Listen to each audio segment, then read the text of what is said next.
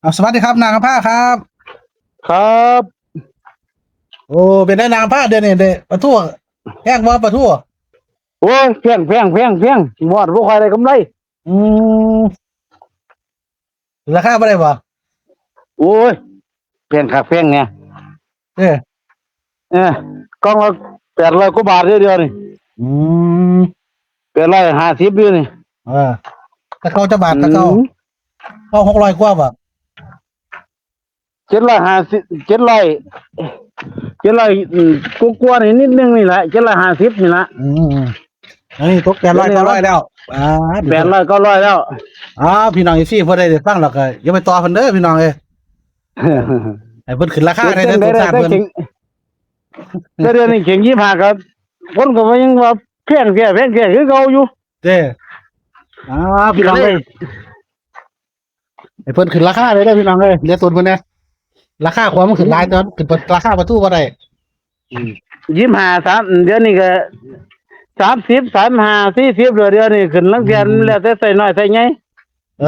คือยากเนาะทั้งปลาละทั้งปลาทั้งมะละค่าแพงกว่าเก่าแม่นเอาให้เด้อไว้ไปขายให้พี่ปอกกันละไว้ไปขายให้พี่ปอกละบอกแล้วนี่ซื้อเท่าไหร่ไม่มีบ่มีสิบุกรถแล้วเว้ยแม่นว่างนะครับผ้ากับฝันเกี่ยวกับจังเก่าเกี่ยวกับพอเลยเนาะเกี่ยวกับพ่อเกี่ยวกับพ่อกับเมียพอกับอายุ89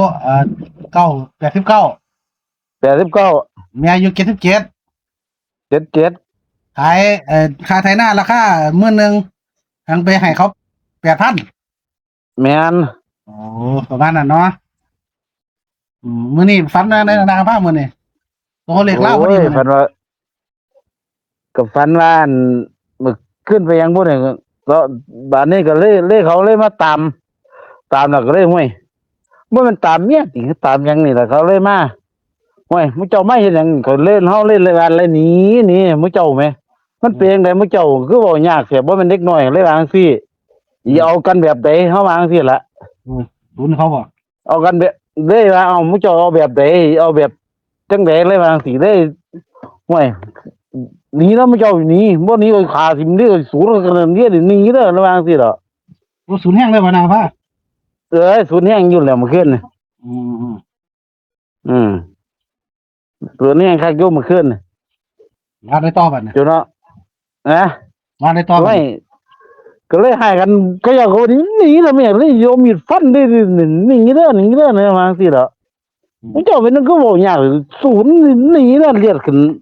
หน้าเลียดยังเขาอย่าว่าเลียดขึ้นตายังโอ้ยศูนย์แห้งอะไรบอกสูญแห้งใครบอกกับพวกนี้เนาะเขาเอามา3คนจะไม่ให้หนังกับ3คนน่ะโอ้จักบอกเขาหนีเด้อเนี่ยเขาเอากับพวกนี้ก็เลยบอกยากหนีเด้อนี่พันปากเลยหนีเด้อศูนย์มาแค่เลยเอ้ยศูนย์มือเลยเหรอประเดี๋ยวศูนย์ขึ้นมือเลยอ่ะ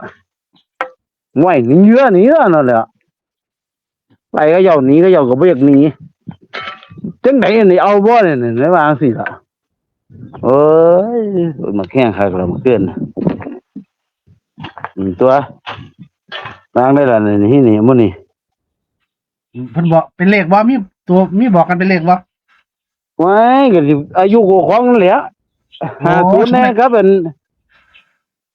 ควบศูนย์ความหมายนี่นะครับศูนย์คือเก่าศูนย์คือเก่าแต่ว่ามื้อนี้ผู้ชายมา3คนเฒ่าว่าคนนึงก็บ่ไม่ก็สิประมาณ50กว่านี่นะคือผู้ชายประมาณ50กว่าเนาะแม่นคิดว่าเป็นอายุ50บ่50 49นี่แหละ49 50นี่แหละ2ตัวนี่แหละมันศูนย์มันมีศูนย์สิว่าศูนย์คือเก่าสิจักแล้วบ่ได้ฮู้วันแม่นฝันเอาศูนย์เนาะเมื่อคืนนี่ก็สิ06 09ก็แล้วแม่นแล้วแต่หมอรวยตีว่าแบบใดยันเป็นอายุบ่เรียนเป็นอายุกับ49นี่แหละ49 50นี่แหละเงินดิเขียนอายุนำคือเก่าเด้องวดนั้นๆมาฝัน0 4น้อมดอก มันดอกอายุ50เนาะ แม่น เอามาเลยตี60เนาะ 60ก็60บ่ก็ตีเดี๋ยวก่อนวางออก60แล้วบอกอายุเจ้า50นำอืมเดี๋ยวนี้แต่ว่าศูนย์ผู้ชาย3คนแม่น ถ้าฝันนี่เขามาเฮ็ดหยังก็เขาว่า โอ้จักมาหยังบ่มันตามเมียยังไดนี่ล่ะโอ้หนีเลยว่าจังซี่ โอ้ยมานำเอาเมียเจ้าบ่ จักบ่ฮู้คือกันความสูญนั่นแหมเมื่อคืนนี่แหม เออ มันก็เลยหมู่เมียก่อน บ่ตีซอยก็ตีคือเขาเด้อ60กัน90แต่ว่าให้เอาบ่ผ่านเลยพยายามมันมา03บ่03คนศูนย์ผู้ชาย3คนก็แล้วแต่มักก็เรียนก็ว่านี่ ใจมังหยัง เอาอันอะ ใจมังหยัง อ๋อ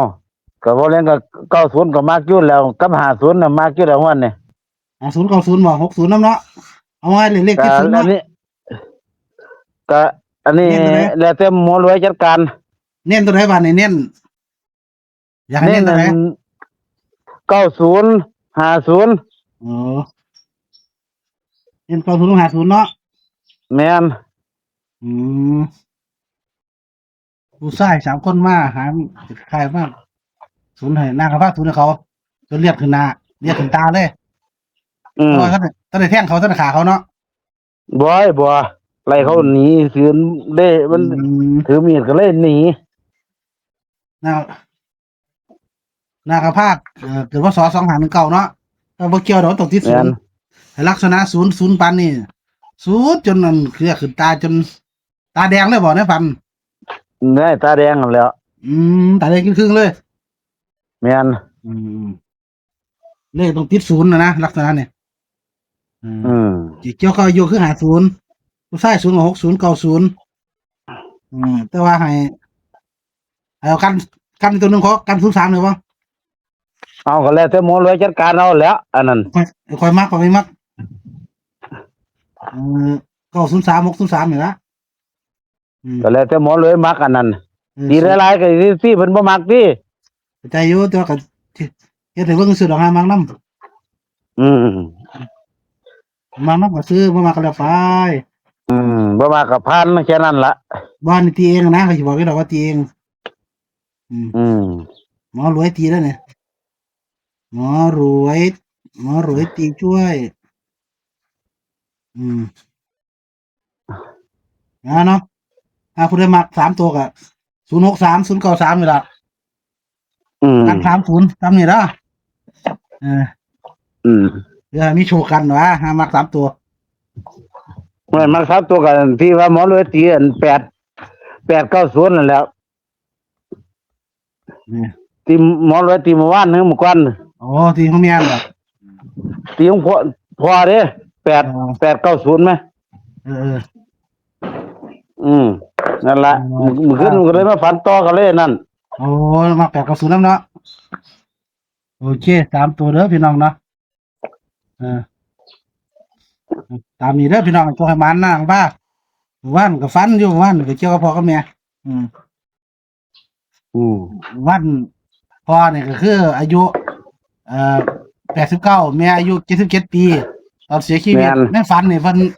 มาจ้างจ้างไอ้เจน่านะครับในราคา10,000แต่ว่าให้บ่งามเลยให้เขาเจ้า8,000ย้อนว่าให้บ่งาม แม่น ขอให้โชคให้มานำหน้าผ้าเด้อเดี๋ยวขึ้นให้นำตามเลขเก่านำเนาะขอบคุณหลายๆนางผ้าขอให้โชคให้มันไม่เก็บฝัน